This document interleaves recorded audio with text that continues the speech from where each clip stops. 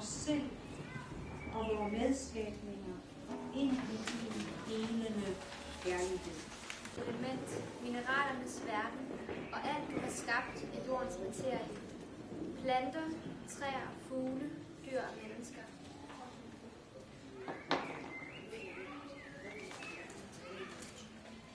Vi frembærer for dig verdens element og alt det, som lever i vandet, og enhver skabning, du forfrisker og holder i live hermed.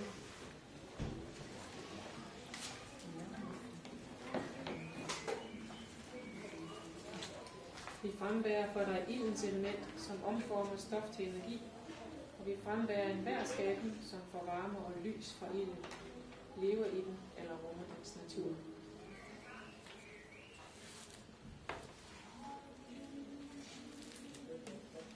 Vi frembærer for dig luftens element, hvor i vi drager ånde, og vi frembærer hver skabning, som har livsånde, og alle væsener, som lever i luften.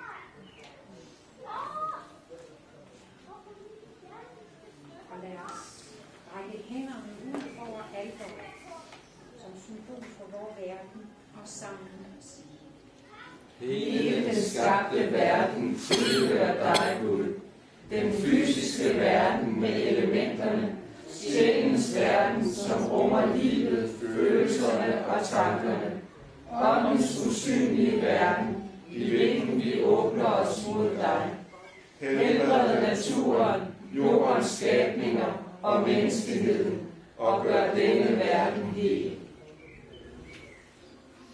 Forestil dig nu, hvordan Gud udånder livet til verden og forener alle skabninger og menneskeheden i ét åndedræt.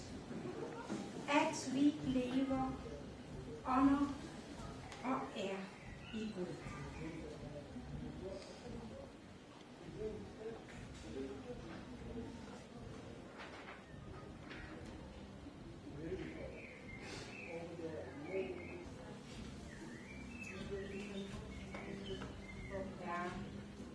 Du sender din ånd, og de skabes.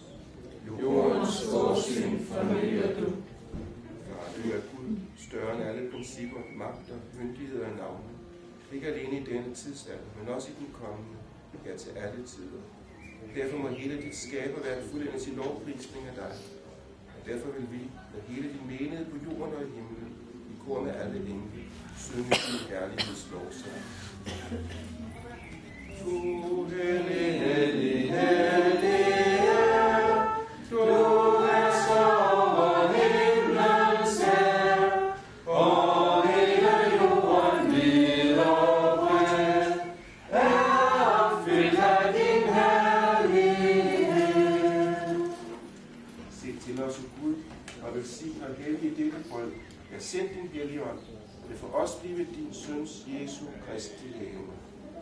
Han, Som i den nat, da han blev forrådt, tog brødet, takkede og brød det, gav sine disciple det og sagde: Tag dette og spis det, det er mit legeme, som gives for jer. Gør dette til min ihukommelse.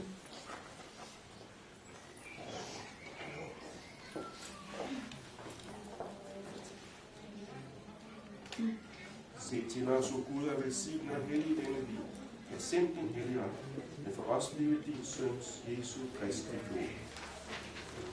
Han, som efter aftensmåltid tog kalken, takkede, gav dem den og sagde: Drik alle heraf.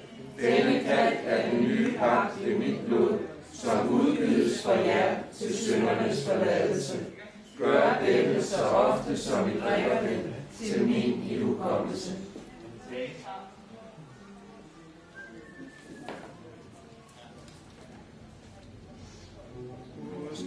Nu skyldig, du som bærer verdens synd, forbarm dig over os. O Gud som uskyldig, du som bærer verdens synd, forbarm dig over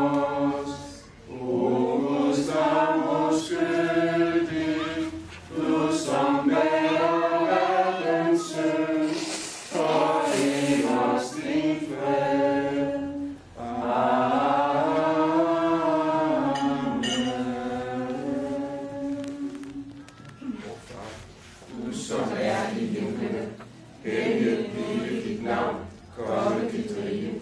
Ske din vilje som i himlen, således også på jorden.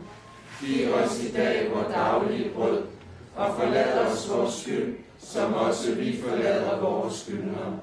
Og led os ikke ind i fristelse, men fri os fra det onde. For dit er riget, og magten og æren i evighed. Amen.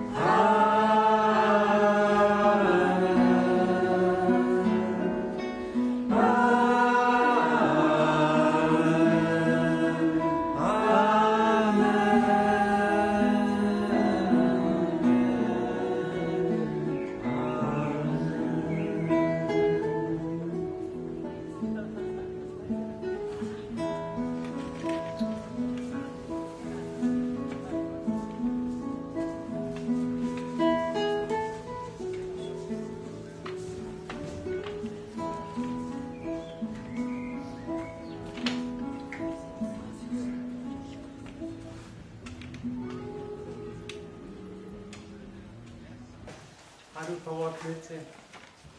Jamen, jeg blev inspireret af træet derude og rundkredsen, og nu havde Peter jo malet bålet, så det er sådan egentlig meget vildt. Ja. Og jeg er meget glad for, at du spurgte mig. Jeg har også malet Jesus over og en gode dame. Ja, du spørger, hvad en synder er. Altså, synd er jo meget forbundet med skyld og skam og et dårligt menneske. Og sådan har det også ofte været i kirken. Men hvis man ser på grundbetydningen af synd, så betyder det at ramme forbi målet. Og så tror jeg, at vi alle sammen som erfaring kan erfare, at vi er syndere i den betydning, at vi rammer forbi målet. Vi kender til erfaringen af at være lidt ved siden af os selv, er ikke helt at kunne gøre fyldest, er ikke helt at kunne at være ved siden af den guddommelige mening med vores liv, og være ude af balance i forhold til vores medmennesker, så vi ikke lever i den kærlighed, som vi egentlig er skabt til. Det der med at være adskilt fra vores egentlige bestemmelse, så der fremmedgørelse, der ligger i det, det tror jeg er en grunderfaring, som alle mennesker kan genkende. Og derfor er det vigtigt, at vi også i kirken gør os umage for at kunne forklare synd på en anden måde. Så det bliver til en eksistentiel erfaring, og så kan alle mennesker identificere sig med det. Så jeg tror, det er vigtigt at være kreativ og bruge ikke bare de faste dogmer, fordi det lægger så meget unødvendigt anstød i forhold til, hvad kristendom egentlig handler om, netop en eksistentiel erfaring, og hvordan man så opnår heling, altså heling af den der adskilthed, den fremmedgørelse, så kan blive helt sig selv og helt den, som Gud vil, at de skal være, og få helet vores forhold til verden og til Gud og til andre mennesker. Så vi lever i den kærlighed, som vi er bestemt til. Så det tror jeg, det ligger meget.